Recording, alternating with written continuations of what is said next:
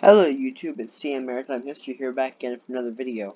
And tonight I will be talking about the light vessel 118, which I have had the pleasure of visiting myself, and it is berthed in Lewes, Delaware, which I will talk about in the video. And I realize it has been quite some time since I recorded a video, but with homework and school stuff and band, it's hard to fit videos in, so hope you enjoy this one.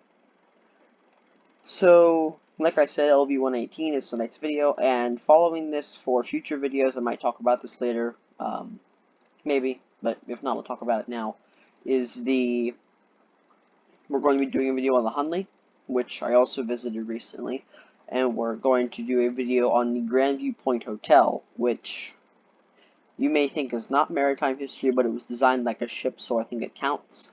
And I'm not 100% sure yet, but I'm thinking of doing one on the Steamboat Hotel in Lancaster. Anyway, let's start the video. The light vessel 118, Overfalls, was not originally called Overfalls, however. It was called something completely different. I will get that in a moment.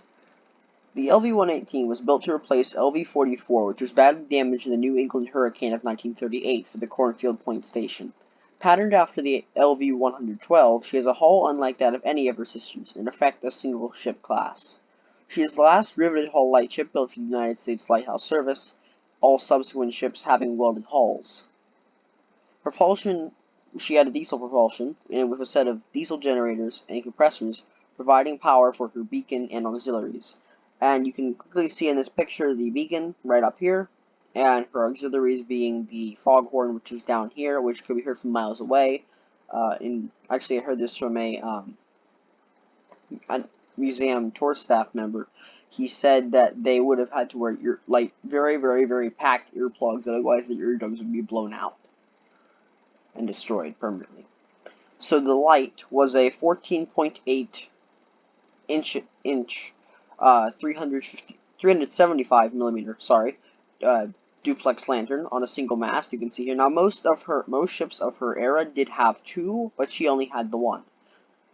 At 57 feet above the waterline, dual diaphones provided for a fog signal as well as a bell and a radio beacon. A radar unit was installed in 1943.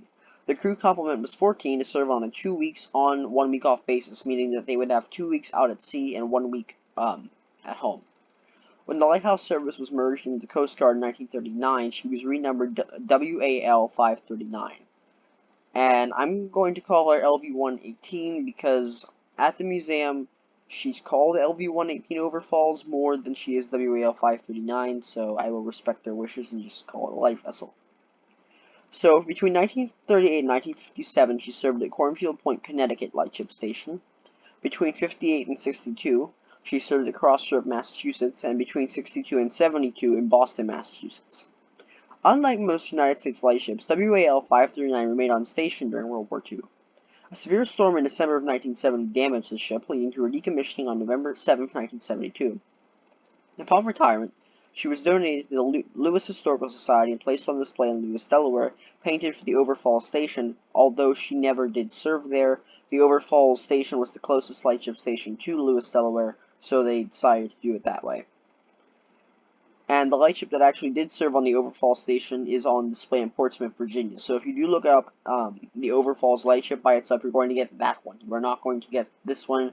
You want to, I made the same mistake myself. You definitely want to look up LV, capital L, capital V, hyphen 118, and then add Overfalls after that if you want to find the directions to this place or just any facts about it. And the ship's condition completely deteriorated because I have seen pictures. I do have a book on it that I purchased at the museum. She was completely deteriorated on the inside. She had holes in the hull that could have seriously led to her flooding. Now, when I was there, it was at low tide, and there was the drought that was going around the United States at that point in time, in June, so, I mean, it's still technically going on, but much less. So the water was actually much lower, and the ship was actually sitting not in, but on the mud. And the entire boat was listening to starboard the entire time. However, it was very safe. They made people make sure of that.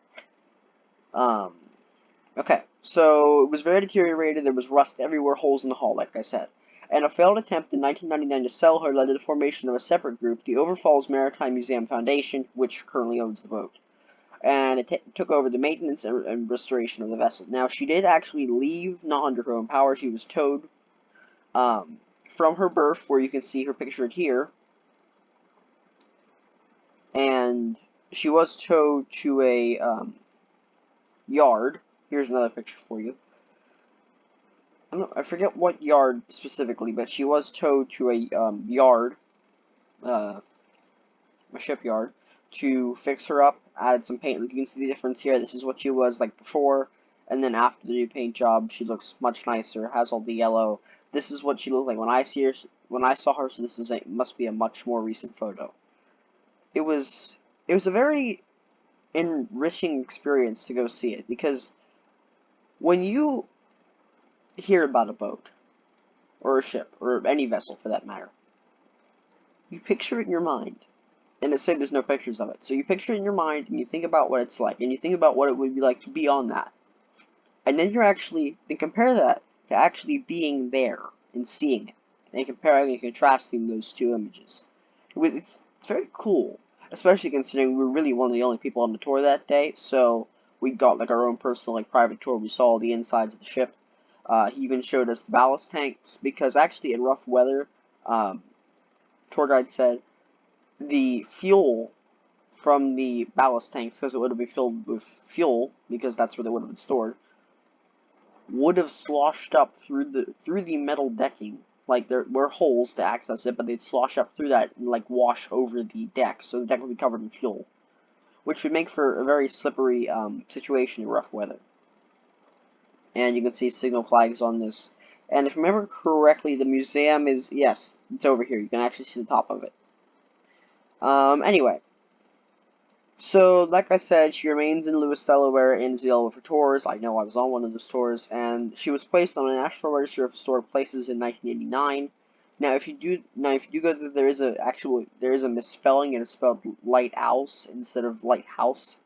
They realized that, like the people who made the plaque realized that after they made it, and they told the Historical Society, who tried to fix it, but of course it was too late. The plaque had already been made. So. And in 2011, she was designated a National Historic Landmark. There were actually quite a few lightships from the Coast Guard and the Lightship Association days. If you guys would like me to make a video on one of them, please let me know. And if you also would like to do a video on like any other lightship, trying to think here.